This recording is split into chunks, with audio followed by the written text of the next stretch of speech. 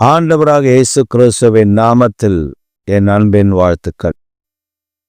இன்றைக்கு நம்முடைய காலை தியானத்திற்காக நாம் தெரிந்து கொள்ளப் போகிற வேத வசனம் மத்தேயு எழுதின சுவிசேஷம் 13ஆம் அதிகாரம் 35ஆம் திருவசனம்.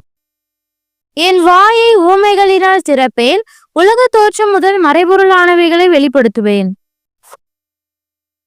ஆண்டவர் இயேசு கிறிஸ்து தம்முடைய வாயை ஓமைகளினால் திறப்பேன் என்று நமக்கு வாக்கு பண்ணியிருக்கிறார். மறைப்பொருள்களை வெளிப்படுத்துவேன் என்று நமக்கு 2 விதமான வாக்குத்தத்தங்களை கொடுக்கிறார். ஒன்று மறைப்பொருள்கள், இன்னொன்று இதுவரை வெளிப்படுத்தப்படாதவைகள். அப்ப ஆண்டவர் ஓமைகளினால் தம்முடைய வாயை திறக்கிறார், மறைப்பொருள்களை வெளிப்படுத்துகிறார். அப்ப நம்முடைய வாழ்க்கையில் கர்த்தர் நம்மிடத்தில் பேசும் பொழுது சில நேரங்களில் அவர் ஓமையாக பேசுவார். அப்ப எப்படி பேசினா? விதைக்கிறவன் ஒருவன் புறப்பட்டான். அந்த விதை வழி அருகே விழுந்தது, கற்பாறையில் விழுந்தது, முற்செடியில் விழுந்தது, நல்ல நிலத்தில் விழுந்தது. அப்ப ஆண்டவர் இந்த ஓமைகளை சொல்லும் பொழுது வழி அருகே விழுந்ததை பறவைகள் கொண்டு போய்விட்டது, பாறையின் மேல் விழுந்தது நன்றாக வளர்ந்தது, வெயில் ஏறின பின்பு தீந்து போனது. முட்களின் நடுவே விழுந்தது, அது வளர்ந்து வரும்பொழுது முட்கள் அதை நெருக்கி வளர விடாமல் செய்தது. நல்ல நிலத்தில் விழுந்தது 30, 60, 100 பலன் கொடுத்தது. இதை சீசரில் இயேசுவிடத்தில் கேட்கும் பொழுது அவர் சொல்லுகிறார், விதை என்பது தேவனுடைய வார்த்தை. இந்த வார்த்தை ஜனங்களுடைய இருதயத்தில் அது போய் சேரும் பொழுது நல்ல நிலமாய் இருந்தால் அது 30, 60, 100 பலன் கொடுக்கும். அது கற்பாறையாய் இருந்தால் உற்சாகத்தில் அவர்கள் ஆஹா ஓஹோ என்பார்கள். உபத்திரம் வந்த உடனே அப்படியே மங்கி எறிந்து ஒன்றுமில்லாமல் போவார்கள். அதே போல முற்செடி நடுவில் அந்த விதை வளரும். ஆனால் முற்செடி நெருக்கடிகள் வரும் பொழுது அந்த வேத வசனங்கள் அவர்களுக்குள்ளே இருக்கிறதை அவரது நெருக்கடி தாங்க முடியாமல் பின்வாங்கி போய்விடுவார். வழி அருகே விழுந்தது பிசாசு கொண்டு போயிடுவான். அவங்க ஏதோ கேட்டாங்க, போயிடும். இந்த காதில் வாங்கி அந்த காதில் போன மாதிரி. இப்படி இயேசு அநேக ஓமைகளினால் பேசினார்.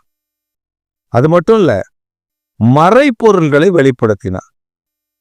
இப்ப நீங்க பாத்தீங்கன்னா எருசலேம்ல நடக்கிற சில சம்பவங்கள், இந்த சம்பவங்கள் எல்லாம் நம்ம உற்று கவனித்தோமானால் என்னமோ நடக்குது, இவங்க எல்லாம் சமாதானமா போகலாம், இதை கொடுத்துடலாம், அதை கொடுத்துடலாம், ஏன் இஸ்ரவேல் தேசம் இப்படி பண்ணுது அப்படிலாம் சில ஞானமாய் பேசுவதை போல பேசுவார்கள். ஆனால் வேத வசனம் அப்படி அல்ல.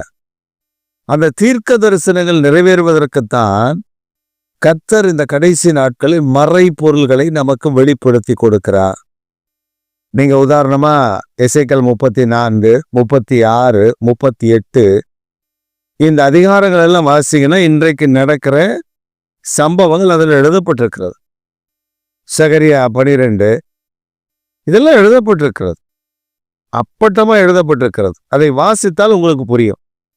அப்ப ஆவியானவர் திருச்சபைகளில் வைத்திருக்கிற பல பொக்கிஷமான வார்த்தைகளை வேதத்தில் வைத்திருக்கிறார்.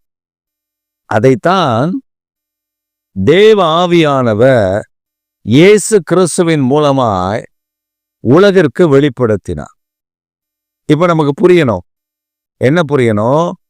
சிலர் சொப்பனத்தை பார்த்துட்டு இந்த சொப்பனம் இப்படி இருக்கு, அர்த்தம் என்னன்னு கேட்பாங்க. நம்ம எல்லா சொப்பனத்துக்கும் உடனே அர்த்தம் சொல்லிட முடியாது. எல்லா சொப்பனத்துக்கும் அர்த்தமும் இருக்காது. சிலது தொல்லைகளின் திரட்சியினால் வந்திருக்கும். சில சொப்பனங்கள் கிறிஸ்டல் கிளியரா இருந்துச்சு, அந்த சொப்பனத்தை அவர்கள் சொல்லும் பொழுது, இல்லை சில வேளைகள் சொப்பனம் பார்த்து அதை மறந்து போச்சு, ஆனால் எனக்கு பயமா இருக்கு, ஒரு நடுக்கம் இருக்கு, ஒரு ஒரு ஒரு ஒரு சோர்வு இருக்கு அப்படின்னு சொல்லும் பொழுது, அப்ப நம்ம தேவனிடத்துல செபித்தால் ஆவியானவர் நமக்கு அதை வெளிப்படுத்துவார். அப்போ மறைப்பொருட்கள் மறைக்கப்பட்டவைகள் அல்ல. தானியேலுக்கு அப்படிதான் சொன்னாரு, மறைப்பொருட்கள் தான், ஆனா உனக்கு மறைக்கப்பட்டது அல்ல. I will reveal the Hayden secrets to you. அப்ப அந்த மறைப்பொருள்களை வெளிப்படுத்துகிற ஆவியின் வல்லமை தானியேலுக்குள்ள கர்த்தர் வைத்திருந்தார். இப்ப இந்த காலை வேளையில ஆவியானவர் நமக்கு சொல்லுகிற காரியம் என்னவென்றால், அவர் எப்படி ஓமைகளின் மூலமாய் வாயை திறந்தாரோ அதே போல தேவனுடைய ஞானத்தை நமக்கு கொடுத்து இந்த கடைசி நாட்களில் ஜனங்களுடைய வாழ்வில் நன்மை உண்டாகிற வார்த்தைகளை நாம் சொல்லும்படி கர்த்தர் நமக்கு அந்த கிருபை இந்த காலவேளையில் கட்டளையிடுகிறார். இரண்டாவது காரியம், மறைப்பொருள்கள், சில சீக்ரெட்ஸ், ஹைடன் சீக்ரெட்ஸ், இதெல்லாம் உங்க மூலமாய் வெளிப்படுத்த போகிறார். அப்ப நீங்க அதை வெளிப்படுத்தணும். இந்த ஓமையின் மூலமாய் வாய் திறக்கப்படணும் அப்படின்னா நீங்க என்ன செய்யணும்? அப்ப நாம ஏதோ ஒண்ணு செய்யணும்ல, செஞ்சாதானே இந்த நன்மை கிடைக்கும். இப்ப நம்ம ஒரு கடைக்கு போறோம், ஒரு சவுக்கார கட்டி வாங்குறோம் அப்படின்னா சோப்பு வாங்குறோம். இந்த சோப்பு வாங்குறதுக்கு நம்ம போய் கடைக்காரர்கிட்ட சோப்பு கொடுங்க அப்படின்னு கேட்டா கொடுத்துருவாரா? கொடுக்க மாட்டேன். அதுக்கான பணத்தை கொடுக்கணும். பணத்தை கொடுத்தா அதற்கான சோப்பை தருவார். ஏதோ ஒரு தின்பண்டம், ஏதோ ஒரு பொருள் வாங்கணும்னா பணம் கொடுக்கணும். அதே போலதான் தேவனுக்கு ஆசீர்வாத நன்மைகளை நமக்கு கொடுக்கணும்னா 2 காரியங்கள் நம்ம செய்யணும். என்ன செய்யணும்னா, வேதத்தை வாசிக்க கூடாது, தியானிக்கணும். சிலர் எங்க கூட பைபிள் காலேஜில் படித்தப்போ ஒரு சகோதரர் ஒருத்தர், எங்க பாஸ் எங்க டீச்சர், எங்க ப்ரொஃபஸர் என்ன சொல்வார்னா, இந்த அதிகாரம், அதாவது நீங்க பைபிளை இந்த 6 மாசம் ஃபர்ஸ்ட் இயர் ஃபர்ஸ்ட் செமஸ்டர்ல ஒரு தடவை நீங்க வேதாகமத்தை முடித்து இருக்கணும். அப்ப நீங்க வாசிக்கணும். எனக்கு நான் கிளாஸுக்கு வரும்போது சொல்லணும், நேற்று என்ன அதிகாரம் வாசித்தீர்கள் என்று எனக்கு ஒரு லிஸ்ட் போட்டு கொடுக்கணும். ஹவர்ஸ் போட்டு எத்தனை மணிலேருந்து எத்தனை மணி, எத்தனை அதிகாரம் வாசிங்க என்ற லிஸ்ட் எனக்கு வேணும் அப்படின்னு சொல்லிட்டார்.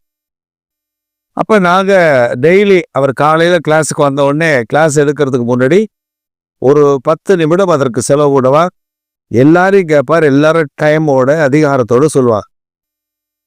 இந்த ஒருத்தன் மட்டும் என்ன பண்ணான்னா, அவன் டைமை சொன்னா 40 அதிகாரம் சொன்னான்.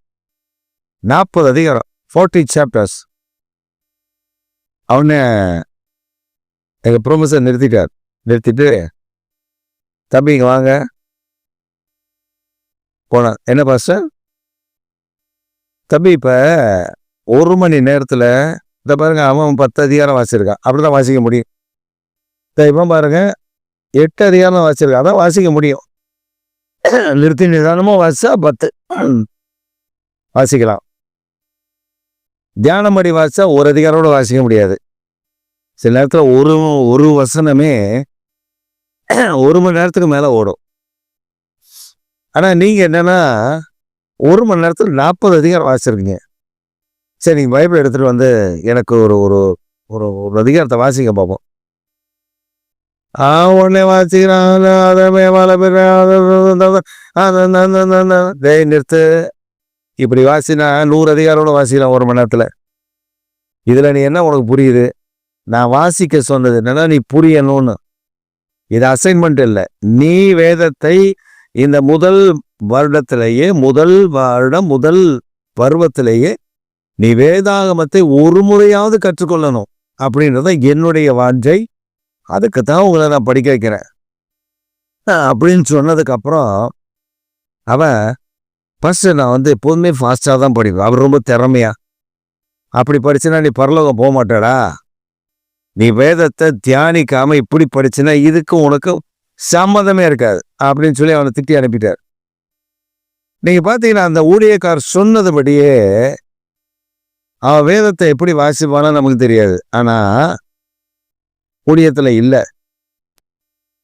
ஊழியத்தை முடிச்சுட்டு வீட்டுக்கு போனா உடனே அவனை வீட்டுக்கு போனவொடனே வீட்டில் வைக்கல, உடனே கல்யாணம் பண்ணிட்டாங்க. கல்யாணம் பண்ணி மனைவியோட தான் ஊழியத்தில் இருந்தான். 1 வருடம் இருந்தான். 2வது வருடம் அவனை குறித்து சொன்னாங்க, ஊழியத்தில் அவனுக்கு வருமானம் பத்தல, சபையில் வருமானம் இல்லையா, அவன் போன சர்ச்சில் ஒழுங்கா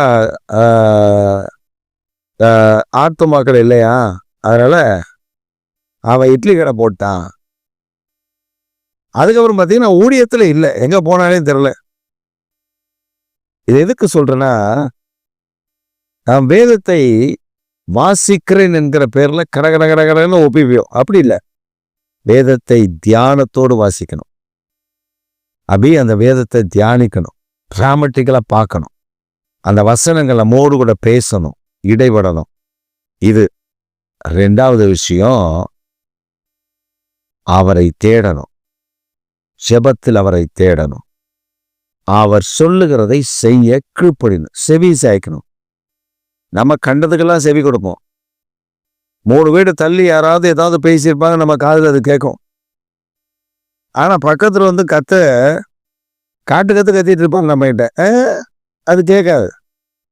அடுத்த வீட்டுல என்ன நடக்குது, அவன் என்ன பேசுறான்றது நம்ம கேட்கும். கத்தனை மோடு கூட பேசுறது நம்ம கேட்காது. அப்படி கேட்காதனால என்ன பிரச்சனை அப்படின்னா, தேவ திட்டம் எனக்குள்ளேயே உங்களுக்கு நிறைவேற முடியாது. அப்ப தேவ திட்டம் நிறைவேற நம்ம காது ஷார்ப்பா இருக்கணும். ஜெபத்துல அடுத்தவன் என்ன சொல்றான்னு கேட்கறதுக்கு இல்லை, கர்த்தர் என்னோடு என்ன பேசுறான்னு கேட்க. இந்த 2 காரியங்களை செஞ்சு பாருங்க. வேதத்தை தியானித்து நல்ல ஆண்டவருடைய சமூகத்துல உண்மையாய் காத்திருந்து ஜெபம் பண்ணி அவர் சொல்றதை கேட்டு செயல்பட்டு பாருங்க. உங்களுக்குள்ள வாய் திறந்தாலே ஓமைகள் வெளிப்படும். அதே போல உங்ககிட்ட ஒரு ஆள் வந்து செபிக்க வராரு அப்படின்னா, நீங்க ஒரு ஆளை பார்த்து செபிக்கிறீங்க அப்படின்னா, மறைபொருளை கர்த்தர் வெளிப்படுத்துவான். இந்த 2 ஆசீர்வாதங்களை இன்றைக்கு உங்களுக்கு தருகிறார், பெற்றுக்கொள்ளுங்கள். ஆமென்.